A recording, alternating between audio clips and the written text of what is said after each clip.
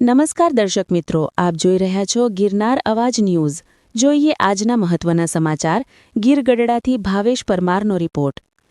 ગીર ગઢડામાં વીજળી પડતા 3 મહિલા ઘાયલ, 1 ભેંસનું મોત. કમોસમી વરસાદ અને કરાથી પાકને વ્યાપક નુકસાન, 3.25 ઇંચ ખાબક્યો. રાજ્યમાં કમોસમી વરસાદની આગાહી વચ્ચે આજે બપોરે ઉના ગીર ગઢડા પંથકમાં વીજળીના કડાકા ભડાકા સાથે ધોધમાર વરસાદ વરસ્યો હતો. આ ઘટનામાં ગીર ગઢડાના વેડાકોટ ગામમાં વીજળી પડતા 3 મહિલાઓ ઘાયલ થઈ હતી, જ્યારે સનવાવ ગામમાં 1 ભેંસનું મોત થયું હતું.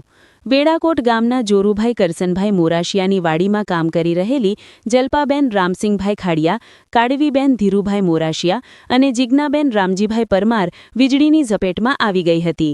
ત્રણેય ઇજાગ્રસ્ત મહિલાઓને તાત્કાલિક ગીર ગઢડા હોસ્પિટલમાં સારવાર અર્થે ખસેડવામાં આવી છે, જ્યાં તેમની સારવાર ચાલી રહી છે. આજ કમોસમી વરસાદ દરમિયાન સનવાવ ગામમાં ખેતરમાં બાંધેલી 1 ભેંસ પર વીજળી પડતા તેનું ઘટના સ્થળે જ મોત નીપજ્યું હતું. ગીર ગઢડા પંથકમાં અંદાજે 2.75 ઇંચથી વધુ વરસાદ નોંધાયો હોવાના અહેવાલ છે. વરસાદ સાથે ગીર ગઢડા પંથકના અમુક ગામોમાં કરા પણ પડ્યા હતા, જેના કારણે કેરી સહિતના પાકને વ્યાપક નુકસાન થયું છે. ખેડૂતોના મોઢે આવેલો કોળિયો છીનવાઈ જતા તેમના ચહેરા પર ચિંતા સ્પષ્ટ દેખાઈ રહી છે. Bureau report Bhavesh Parmar, Gir Gadhada.